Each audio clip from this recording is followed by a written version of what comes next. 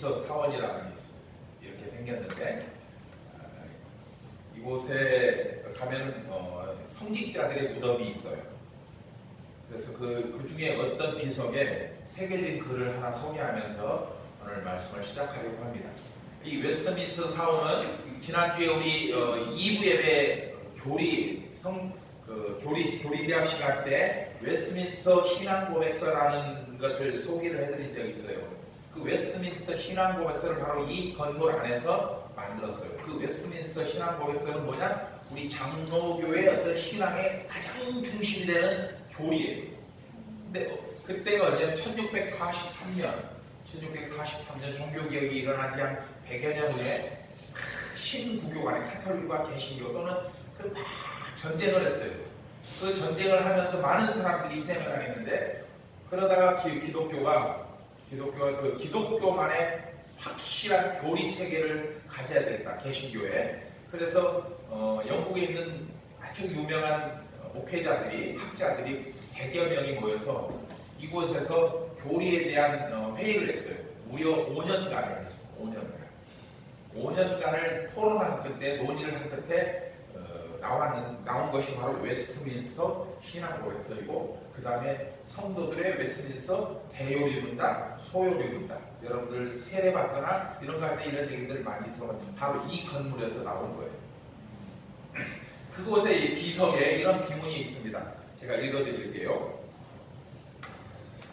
내가 젊어서 자유로이 끝없는 상상의 나래를 펼칠 때 나는 세상을 변화시키겠다는 꿈을 가졌었다. 그러나 좀 더 나이가 들어 지혜를 얻었을 때 나는 세상이 좀채로 변하지 않는다는 것을 깨달았다.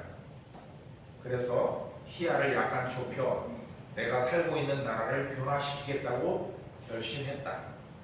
그러나 그건 역시 가능하지 않다는 것을 알았다. 나는 마지막으로 나와 가장 가까운 가족을 변화시키겠다고 마음먹었다. 그러나 아무것도 달라지지 않았다. 이제 죽음을 앞두고서야 나는 문득 깨달았다. 그동안 나는 나 자신조차 변화시키지 못했음을. 만약 내가 내 자신 먼저 변화시켰더라면 그것을 보고 가족이 변화되었을 것을, 또한 그것에 용기를 내어 내 나라를 더 좋은 나라로 바꿀 수도 있었을 것을. 그리고 혹시 누가 아는가? 그로 인해 세상까지 변화되었을지도. 그렇죠? 이 비문은 우리 그리스도인이 어떻게 살아갈 것인가에 대한 답을 보여줍니다. 즉 변화는 세상도 지역도 가정도 아닌 누구부터? 나부터 시작된다. 우리는 보통 문제가 발생했을 때 그 원인을 외부에서 찾습니다. 누구 때문에 이렇게 잘못될까요? 항상 누가 문제야. 그리고 환경 탓을 하고 심지어 조상 탓을 하기도 합니다. 그러나 그 흥분된 마음을 가라앉히고 좀 잠잠히 생각해보면 결국 모든 원인이 나에게 있었음을 깨닫게 됩니다. 내가 좀 더 잘했더라면 이런 일이 없었을 텐데. 그렇다면 여러분, 소돔과 고모라가 유황불 심판을 받을 이유가 무엇일까요? 그들이 타락했기 때문입니까? 물론 그것도 한 가지 원인은 될 수 있습니다. 하지만 성경이 말씀하는 보다 근본적인 원인은 소돔과 고모라를 살리기 위해 필요한 의인 10명이 없었기 때문입니다. 창세기서 18장 32절 함께 읽습니다. 시작. 아브라함이 이르되 주는 노하지 마옵소서. 내가 이것만 더 아벨이 있다. 소돔과 고모라에서 의인 10명을 찾으시면 어찌하여 하시나이까. 하나님께서 이르시되 내가 의인 10명으로 말미암아 너희들이 아니하리라. 아멘. 여러분들이 이해하기 좀 쉽게 이 빨간 글씨는 제가 첨언을 해놨습니다. 여러분이 이 말씀을 읽을 때 그리스도인인 여러분은 신앙 양심의 찔림을 받아야 합니다. 왜냐하면 세상을 변화시킬 사명이 우리에게 있기 때문입니다.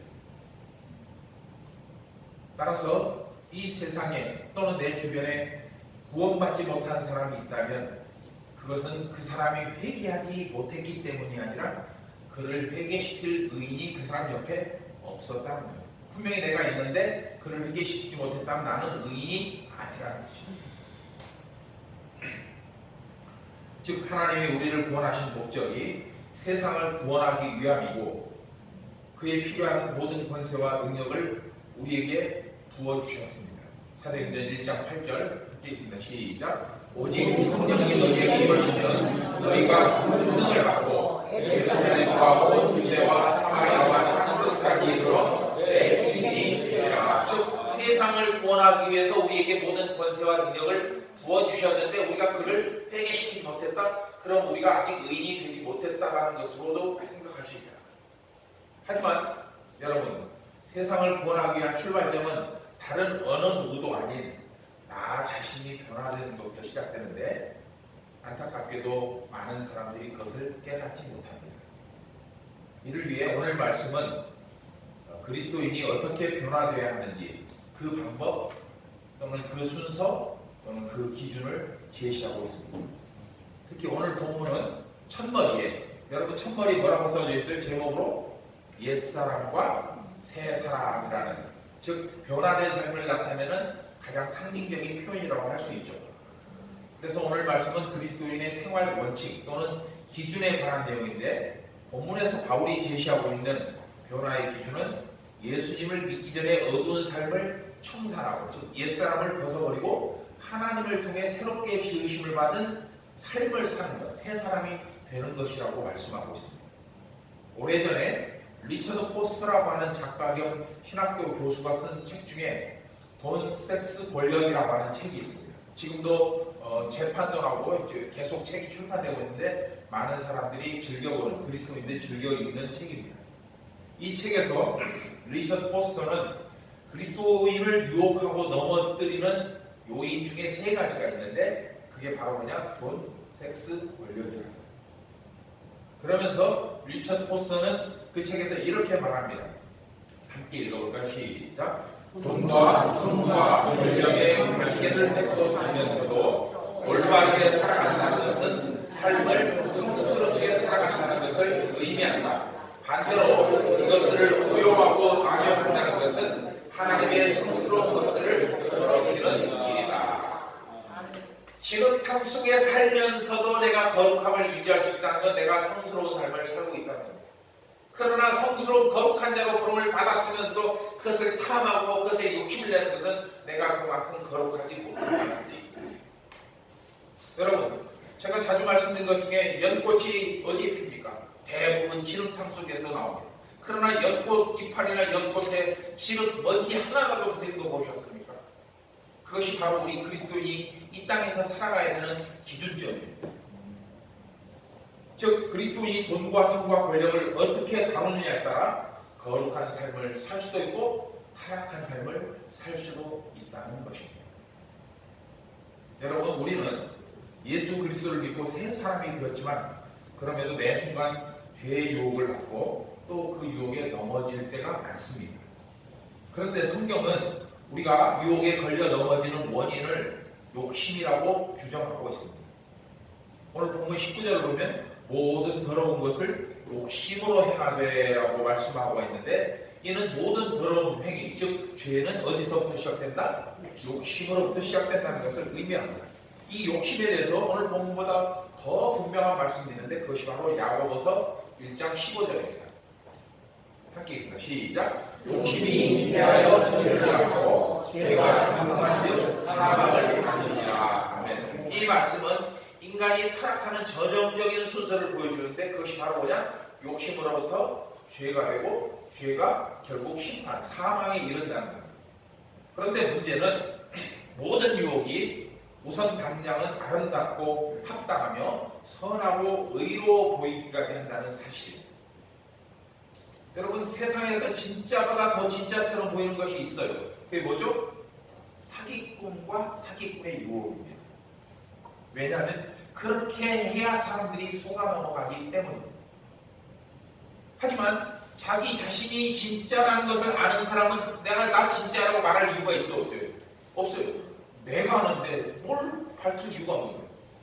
그러나 가짜는 자신이 가짜임을 알면서도 진짜처럼 보이고 싶은 마음에 이걸 욕심이라고 하죠.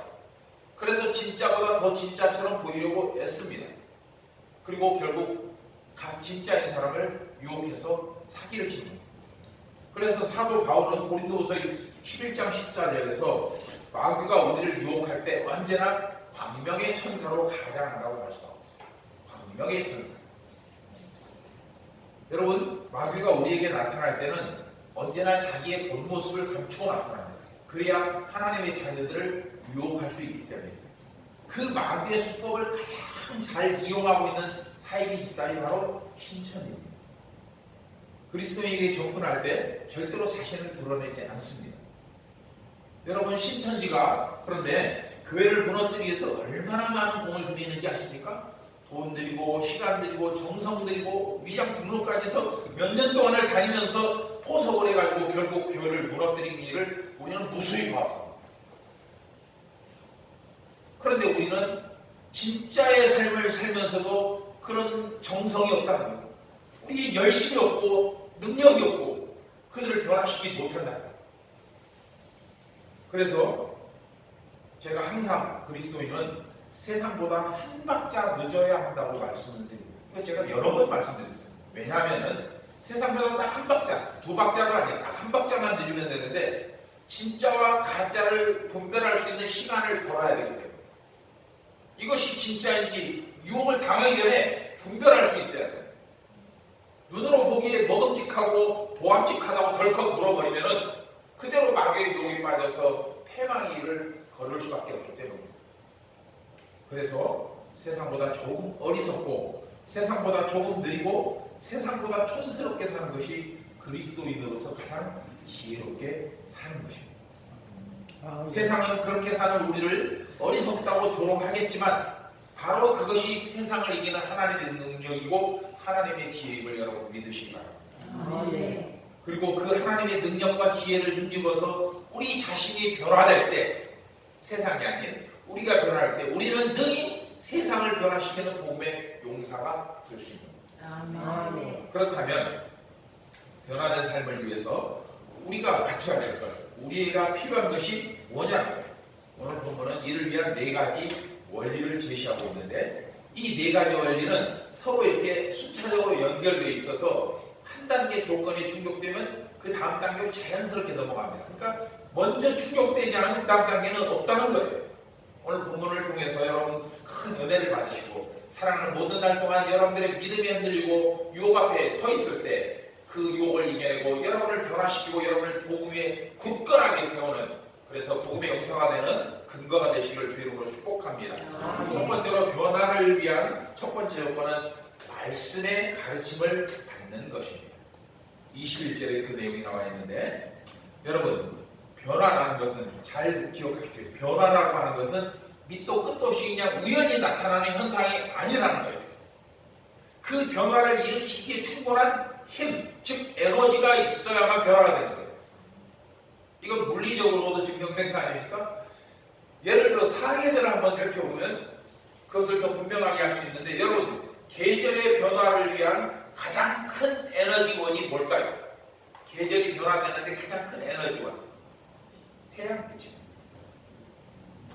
즉 태양빛의 많고 적음에 따라서 그 지구에 전달되는 에너지의 양이 달라지는데 그 에너지의 차이가 계절의 변화를 만드는 거예요. 이처럼 다른 것에도 얼마든지 그런 걸 찾을 수 있는데 이처럼 모든 변화는 그 변화에 합당한 에너지가 다 필요한데 특히 우리 인간의 영혼을 변화시키기 위해서는 그런 세상적인 보통의 물질적인 에너지가 아닌 무슨 에너지가? 영적 에너지가 필요하고 그리고 오늘 보면 그 에너지가 다름 아닌 예수님의 진리의 말씀이라고 기록하고 있습니다. 21절 함께 읽어볼까요? 시작! 진리가 예수 안에 있는 것 같이 너희가 참으로 그에게서 듣고 또한 그 안에서 그 가르침을 받았을진데 22절 요한은 어떻게 살아나는데 받았을진데를 다른 말로 하면 너희가 그렇게 가르침을 받았다면 읽어야 돼요. 이 말씀에서 진리가 예수 안에 있다고 하는 표현은 무슨 뜻이냐? 오직 예수님만이 길이요 진리요 생명이라고 하는 요한복음 14장 6절 말씀과 정확하게 일치합니다. 태초부터 계셨던 말씀이 육신을 입고 이 세상에 나타나셨는데 그분이 바로 예수님이라고 요한복음 1장은 선포하고 있는 것입니다. 이에 바울은 오늘 본문에서 에베소 교회 성도들에게 그 예수님의 말씀이 전해졌고 또 그 말씀으로 너희가 가르침을 받았다면, 즉 영혼이 변화되는데 필요한 영적 에너지를 너희가 공급을 받았다면, 그렇다면 그것을 받은 성도는 이전과 다른 삶을 살라는 것입니다. 그런데 문제는 영혼의 변화를 위한 영적 에너지, 즉 진리의 말씀을 받았음에도 변화가 나타나지 않는 데 있습니다. 이유가 뭘까요? 이것이 바로 우리 인간이 가진 죄의 속성입니다. 이것을 좀 더 이해하기 위해서 쉽게 설명해서 영국의 물리학자인 아이작 뉴턴이 발견한 운동의 법칙을 예로 들어 설명할 수 있습니다. 아이작 뉴턴이 뭐죠? 만유인력을 발견한 사람이에요. 그 사람을 과학자를 알린 뉴턴은 운동의 법칙 3가지도 발견했는데 그 3가지 법칙 중에 첫 번째가 뭐냐면 여러분들 알고 있는 관성의 법칙이에요. 관성의 법칙. 그 관성의 법칙을 좀 알기 쉽게 정리하면 이거예요. 이렇게 멈춰있는 물건은 계속 멈춰있으라고 하는 속성이 있고 움직이고 있는 물체는 계속 움직이려 하는 속성이 있다는 거예요. 여러분들 박스를 밀어보면 안 돼요. 바닥에 있는 박스를 밀려면 처음에는 안 밀려지잖아요. 멈춰있는 거예요. 멈추려고 하는 속성이 거기 안에 있어요. 근데 이걸 계속 밀다가 어떻게 돼요? 점점 잘 밀려지고 빨라지잖아요. 이게 관성의 법칙인 거죠. 이것을 오늘 말씀에 적용해보면 굉장히 중요한 영적 교훈을 얻을 수 있는데, 즉 죄를 짓는데 익숙한 사람은 뭐예요? 계속 죄를 짓으려고 해요. 왜? 달콤한 유혹이 습관이 되기 때문에. 반대로 거룩한 삶에 익숙한 사람은 또 계속 거룩한 삶을 살려고 노력해요. 그 거룩한 삶이 습관이 되기 때문에. 그래서 죄와 타락의 영혼을 빼앗겨 그것이 죄인지도 모른 채 소돔과 고모라 주민들처럼 살던 사람에게 주님의 말씀이 들어가면은 마치 얼어붙은 땅을 뚫고 새싹이 돋아나는 것처럼 그 심령에 아주 미묘한 변화가 일어납니다. 그 말씀을 들으면서 자신이 얼마나 지금 더러운 곳에 앉아 있는지, 그리고 자신이 얼마나 본질과 동떨어진 삶을 살고 있는지를 깨닫는다. 그리고 내 안이 얼마나 죄로 오염되어 있는지도 알게 됩니다. 그 결과 그곳에서 벗어나려고 하는 소망이 생깁니다. 왜냐하면 계속 거기 머물다가는 결국 내가 죽을 수밖에 없다는 걸 알기 때문입니다. 그렇게 말씀을 공급받는 사람은 차츰차츰 죄악된 삶을 멀리하게 되고 반대로 거룩한 삶을 향한 발걸음이 점점점 빨라집니다. 아까 말한 것처럼 움직이는 건 계속 움직이게 되는 거죠.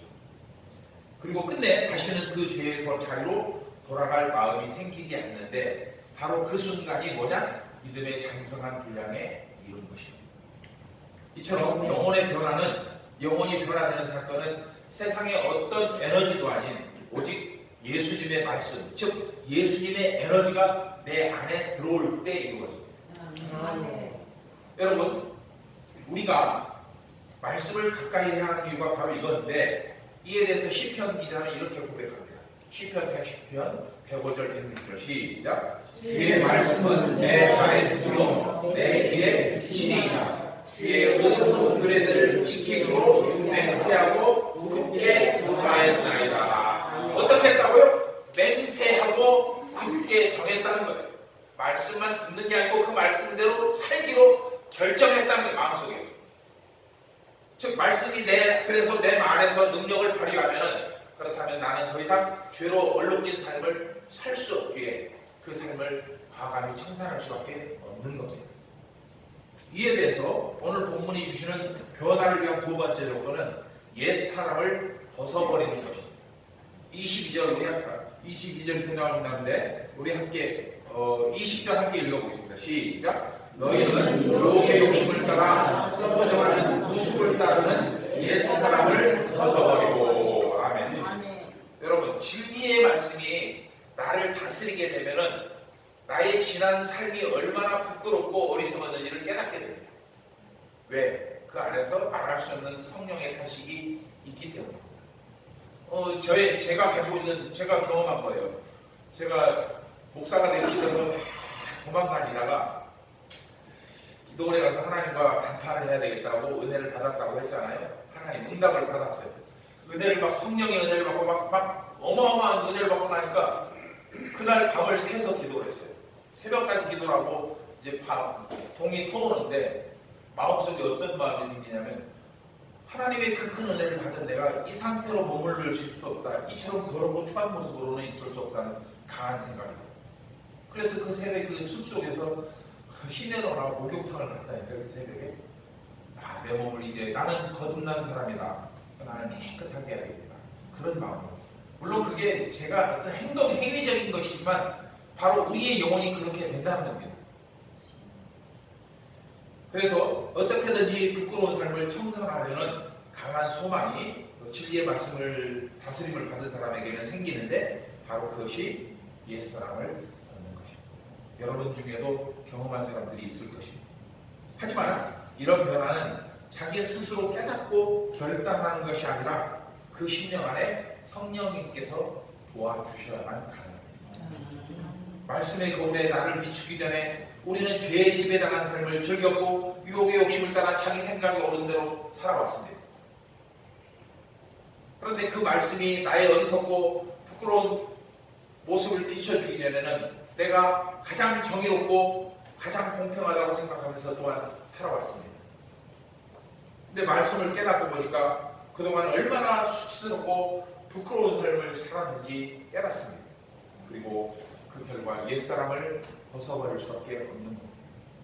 그처럼 옛사람을 벗는 것에 대해서 바울은 갈라디아서 2장 20절에서 정확하게 말씀하고 있습니다. 그것이 무엇을 의미하는지 바로 이겁니다. 시작. 내가 그리스도와 함께 십자가에 못 박혔나니 그런즉 이제는 내가 사는 것이 아니요 오직 내 안에 그리스도께서 사시는 것이라. 이제 내가 육체 가운데 사는 것은 나를 사랑하사 나를 위하여 자기 자신을 버리신 하나님의 아들을 믿는 믿음 안에서 사는 것이라. 할렐루야.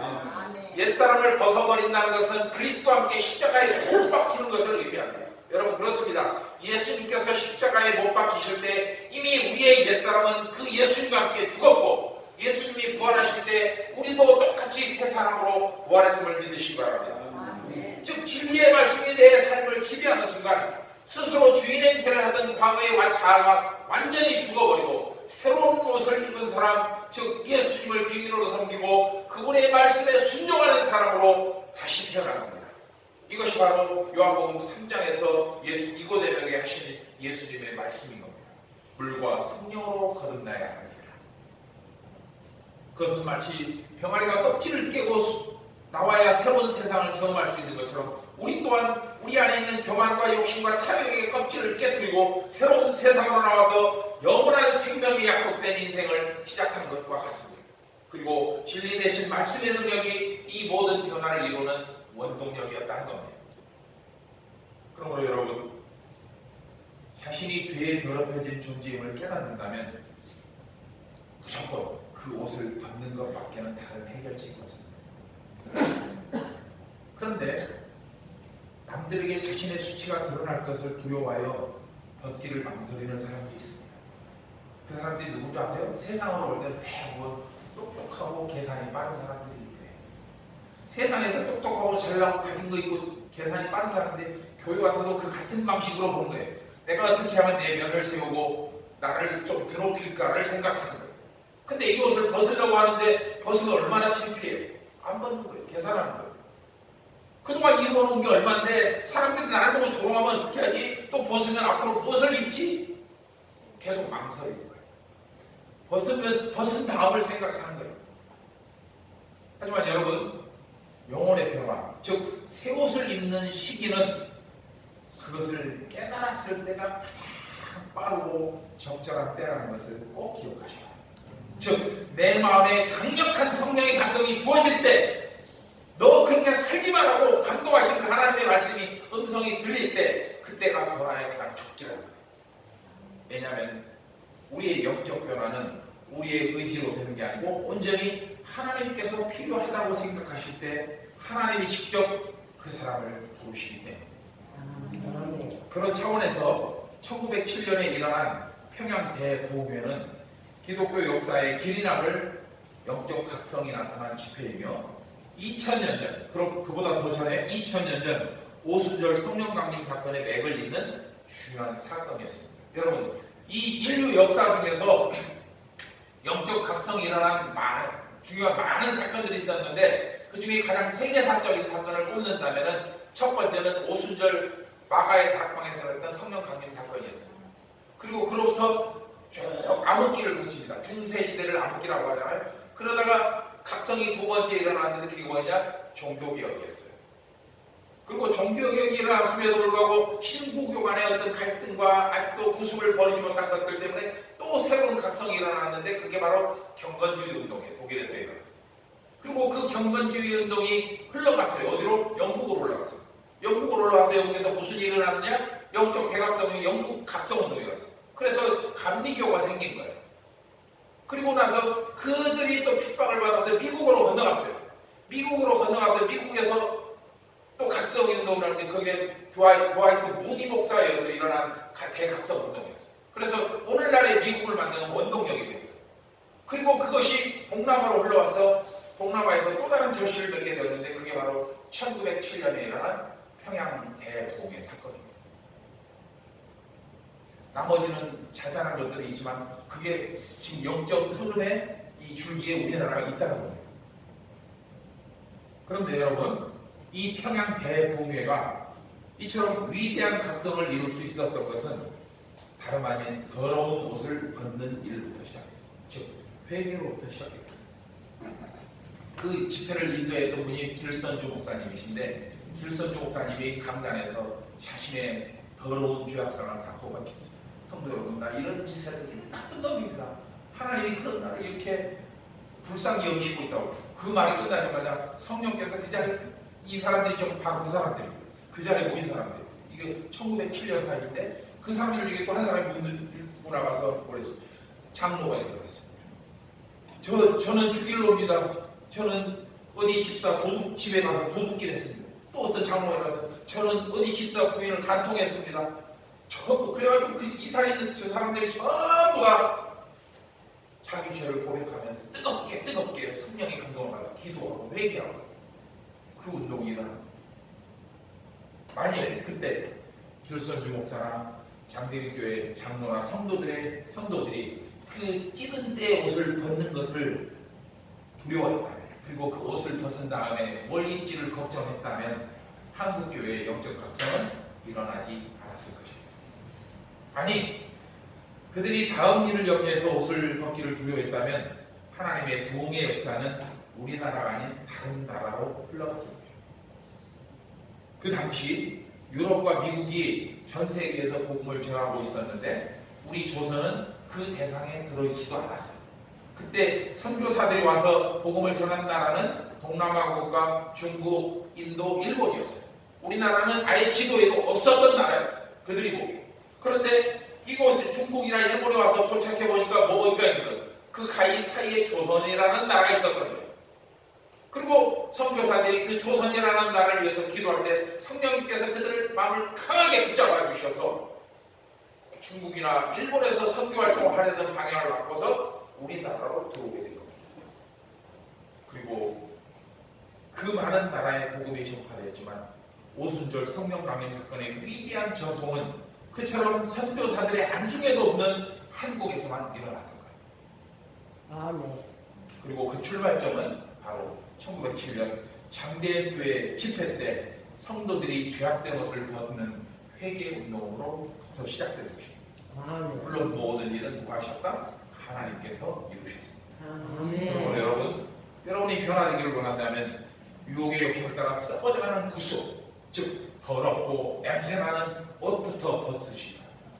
그것을 벗지 않는 한 다른 것은 불가능합니다. 아까 그랬죠? 네 가지 순서가 있는데 하나가 충족되면 두 번째 단계는 없다는 거예요. 그리고 그 다음 일은 하나님께 온전히 맡기고 먼저 자신부터 변화시키시 바랍니다. 변화를 위한 세 번째 조건은 심령의 새로움을 경험하는 것입니다. 여러분, 우리가 죄의 옷을 벗어버린다고 완전히 깨끗한 상태인 것은 아님을 기억하시기 바랍니다. 어떤 원리를 보여주면 판자에 못을 박았어요. 근데 못을 다시 뽑아낸다고 해도 못 박힌 자국은 남아있지 않습니까? 아마 그게 비슷한 예가 될 것 같습니다. 여러분이 분명하게 기억할 것은 죄에 찌든 구습의 옷은 한 번 벗는 것으로 충분합니다. 기억하십시오. 우리가 회개한 것, 죄의 옷을 벗는 건 한 번이면 충분해요. 즉 구원에 필요한 회개와 죄 용서는 한 번이면 족하지만 그럼에도 우리가 살아가면서 짓는 죄가 또 있어요. 그 죄에 대한 회개가 날마다 우리에게 있어야 합니다. 요한복음 13장 9절로 10절이 그 내용을 나타납니다. 시작. 시몬 베드로가 이르되 주여 내 발뿐 아니라 손과 머리도 씻어 주옵소서. 예수께서 이르시되 이미 목욕한 자는 발밖에 씻을 필요가 없느니라. 온몸이 깨끗하니라 너희는 깨끗하나 다는 아니니라 하시니라. 목욕을 이미 한 사람은 더 이상 목욕할 이유가 없다. 회개하고 구원을 받은 사람은 그게 족하다. 그러나 살아가면서 여러 가지 허물과 죄가 있는데 그걸 씻어내야 합니다.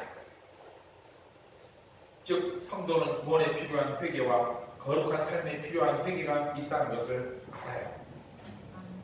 하지만 그보다 먼저 뭐부터 해야 되냐? 옷부터 벗어야 돼요. 옷을 벗지 않는 한 목욕은 물론 샤워조차 할 수 없기 때문입니다. 이에 대한 좋은 예로 마태복음 19장이 있습니다. 부자 청년이 예수님을 찾아와서 어떻게 해야 영생을 얻을 수 있을지를 물었습니다. 이에 예수님은 율법과 계명을 잘 지키라고 말씀하셨고 청년은 자신 있게 모든 계명을 지켰다고 대답했습니다. 하지만 예수님은 그 청년에게 한 가지가 부족하다며 가진 재산을 모두 팔아 가난한 자들에게 나눠주라고 말씀하셨습니다. 그러자 예수님의 말씀을 들은 청년은 근심하며 돌아갔습니다. 여러분, 청년이 무엇을 근심하며 돌아갔을까요? 필경 옷을 벗은 다음을 걱정했을 것입니다. 돈을 다 줘버리면 나는 어떻게 살지? 혹시 사람들이 나를 거지라고 조롱하지 않을까? 이런 생각 안 했겠습니까? 여러분, 만약 그 청년이 딱 한 번만 예수님의 말씀에 순종했다면 아마도 그 사람은 예수님의 12제자 안에 들어있었을 것입니다. 하지만 그 사람은 지금의 그 청년은 우리에게 그냥 지나가는 행인으로만 그것도 구원에서 제외된 상징적인 인물로만 기억되고 있습니다. 그러므로 여러분 구습의 옷을 벗는 것을 두려워하지 마십시오. 예수님을 믿는다면 죽이 되든 밤이 되든 일단 벗어보시기 바랍니다. 그 예수님을 믿고 한번 해보시기 바랍니다.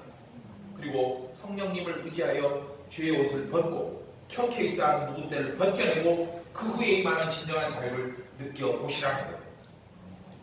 그리고 변화를 위한 네 번째 조건이 있는데 그렇게 될 때 새 사람이 되는 겁니다. 여러분 우리가 성령을 의지하여 죄의 옷을 벗으면 하나님은 우리에게 새 옷을 입혀주시겠다고 약속하셨습니다. 24절 하겠습니다. 시작. 하나님을 따라 의와 진리의 거룩함으로 지으시는 받은 새 사람을 입으라. 기가 막힌 말씀인데 우리에게 새 옷을 주셨는데 그 새 옷이 어떤 실로 짜져 있느냐? 바로 의와 진리의 거룩함으로 짜진 옷이라는 거예요. 세상에서는 구할 수 없는 그런 옷감. 한마디로 말하면 그냥 광택이 날 거예요. 마치 요한복음에 빛나는 세마포를 입은 것처럼 그런 모습일 것입니다. 그것이 바로 구원받은 성도에서 나타나는 거룩한 모습이고 또 가만히 있어도 예수 그리스도의 향기가 온 천지에 퍼지는 것입니다. 그 삶을 사는 성도에 위해서 어떤 노래가 나올까요? 주 안에 있는 나에게 난 근심이 있으랴 십자가 밑에 나가 내 짐을 풀었네. 찬양합니다. 주님을 찬송하면서 할렐루야 할렐루야 내 앞길 멀고 헤매도 나 주님만 따라가리. 아멘. 바로 이런 삶을 살게 될 것입니다. 그렇게 의와 진리의 거룩함을 입은 새 사람이 되어보니 사는 것이 즐겁고 가난해도 당당하고 연약해도 감사하고 살 수 있으면 오히려 그 새 옷을 못 입은 사람들이 불쌍해 보이기까지 하는 겁니다. 그리고 누가 권하지 않아도 기꺼이 그들에게 복음을 전하는 것입니다. 내가 진짜라고 생각하지 않으면서 이거 좋다고 말하는 건 사기꾼이에요. 그러나 여러분이 그 진짜를 경험하시고 여러분이 진짜가 되십시오. 그러면 여러분들은 당당하게 전할 수 있고 절대로 하나님께서 여러분을 붙들어 주실 것입니다. 아멘. 내가 복된 삶을 살고 있기 때문에 어떤 재물을 소유한 사람보다 풍성하고 복된 삶을 살고 있기 때문에 그런 반면 그 사람이 누리고 있는 삶은 가짜고 지금 내가 사는 삶이 진짜라는 것을 자신 있게 말할 수 있기 때문입니다. 여러분, 집을 떠난 둘째 아들 탕자가 죽도록 고생한 후에 무엇을 깨달았습니까? 뭘 깨달았어요? 내 아버지 집으로 살 수 있다는 걸 깨달았어요. 자기가 지은 죄가 있어서 망설이기도 했을 거예요. 그럼에도 그것밖에는 살 길이 없다고 느꼈기에 아들은 용기를 내서 아버지 집으로 돌아갔던 것입니다. 그리고 아버지 집에 돌아와서 더러운 옷을 벗으니까 어떤 일이 벌어졌어요? 조롱했습니까? 왜 쫓았습니까? 아니, 아버지는 오히려 아들에게 새 옷을 입혀주고 그를 위해서 잔치를 베풀어 주셨습니다. 여러분, 이것이 바로 더러운 옷을 벗어버리고 새 옷을 입은 사람이 누리는 구원의 기쁨입니다. 아멘. 그러므로 여러분이 변화된 삶을 살기 위해서는 하나님의 말씀으로 여러분의 심령을 계속 도발해야 됩니다. 너 그렇게 살면 안 돼. 너는 하나님의 사람이잖아. 그런데 왜 자꾸만 옛사람으로 돌아가려고 왜 그 더러운 옷을 또 다시 입으려고 해. 너 씻었는데 또 입어. 그걸 이 도발을 해야 된다. 여러분, 이런 도발이 크면 클수록 우리 안에는 더 큰 회개가 일어나고 더 큰 헌신이 나타납니다. 그리고 그 놀라운 자리에 하나님의 영광이 선포될 것입니다. 아멘. 그리고 끝내 거듭난 성도는 이 세상, 더 이상 세상의 옷이 아닌 의와 진리의 거룩함으로 지어진 옷, 즉 천국을 향해 걸어가는 성도의 삶을 살게 됩니다. 그리고 모든 유혹을 이기고 새 사람으로 변화되기 위해서는 유혹보다 강한 하나님의 은혜를 간직해야 합니다. 비바라의 갈 길을 막고 눈보라가 앞길을 막을지라도 그 어둠 너머에 있는 하나님의 약속을 볼 수 있는 영적 안목을 갖고 있어야 합니다. 이를 위해서 성도는 매 순간 말씀을 가까이 하고 또 성령님을 의지해서 몸에 달라붙어 있는 묵은 찌꺼기들 그 때를 벗겨내야 돼요. 여러분이 그리스도인이 되었다는 것은 더 이상 이전에 죄악된 삶이 아닌 말씀이 가르치는, 말씀이 인도하는, 말씀이 지시하는 거룩한 삶을 살겠다는 선언과도 같습니다. 물론 잘못할 수도 있고 타락할 수도 있어요. 유혹에 빠져서 실족할 수도 있어요. 그러나 그보다 더 큰 능력이 여러분들에게 주어졌음을 기억하시기 바랍니다. 이게 모두 돌아온 탕자처럼 아버지께로 돌아올 수 있는 능력이 이미 여러분들에게 주어졌다. 이것이 성도의 삶이고 성령으로 변화된 삶이며 하나님이 기뻐하시는 구원받기에 합당한 거룩한 삶이라. 이번 한 주간 동안도 물론 죄를 짓지 않기 위해 노력해야 하겠지만 죄를 지었다고 해도 두려워하지 말고 주님 앞으로 단대히 나아감으로써 모든 주옥 같은 죄를 양털처럼 깨끗게 하시는 주님의 은혜를 마음껏 누리는 행복한 그리스도인으로 사시기를 주님으로 축복합니다. 기도하겠습니다.